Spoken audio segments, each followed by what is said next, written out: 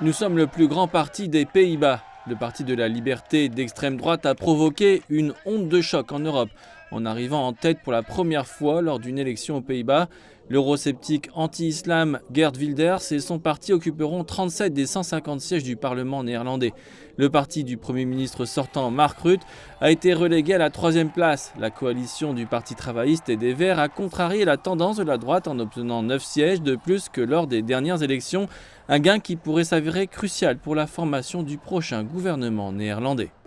Il ne fait aucun doute que la victoire de l'extrême droite constitue un changement majeur dans la politique néerlandaise, mais cela ne signifie pas que Geert Wilders sera Premier ministre. Il a besoin de 40 sièges supplémentaires des autres partis pour pouvoir former un gouvernement, et à l'heure actuelle, il n'a pas le nombre nécessaire. Les 3 leaders, issus des partis de centre-gauche, centriste et de centre-droit, pourraient travailler ensemble pour former un gouvernement qui exclurait Geert Wilders et son parti de la liberté, une décision qui, selon Geert Wilders, ne répond pas aux attentes des électeurs. Je pense que les gens ne comprendraient pas et n'accepteraient pas non plus que le grand vainqueur des élections ne joue pas un rôle important dans la coalition. Nous devons tous être raisonnables, nous devons être responsables et nous devons faire des compromis pour nous assurer que ces votes en valent la peine.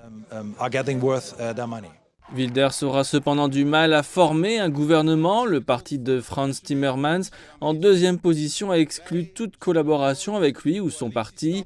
Il en va de même pour Pieter Omtzigt, député centriste dont le parti créé il y a 3 mois a remporté 20 sièges. Le parti sortant du gouvernement, le VVD, reste donc un partenaire de coalition possible. Sa chef, la ministre de la Justice, Dinan Yeşilgöz-Egerius, a déclaré qu'il n'était pas envisageable que Geert Wilders devienne Premier ministre. Mais cela laisse à Geert Wilders la possibilité de jouer un rôle au sein du gouvernement. Ce qui est clair, c'est que les Pays-Bas se sont rapprochés de leur aile droite politique, ce qui inquiète la coalition du Parti travailliste et des Verts de Frans Timmermans. Ce sera horrible pour beaucoup de choses. Ce sera horrible pour tous ceux qui ont des origines différentes de celles des Néerlandais blancs. Ce sera horrible pour la communauté homosexuelle des Pays-Bas.